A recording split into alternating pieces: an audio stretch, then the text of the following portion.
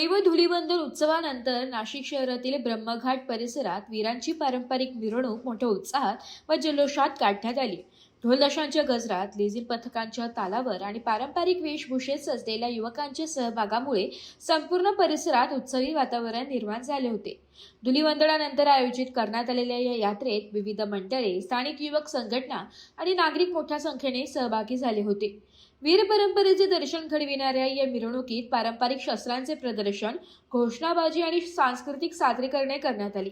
नागरिकांनीही मोठ्या संख्येने उपस्थित राहून मिरवणुकीचा आनंद लुटला। पोलीस प्रशासनाकडून मिरवणुकीदरम्यान कडेकोट बंदोबस्त ठेवण्यात आला होता।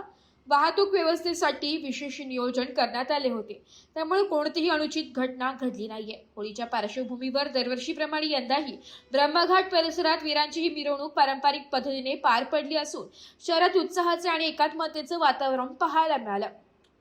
वृत्तसंकलन विभाग, एबी न्यूज, नाशिक।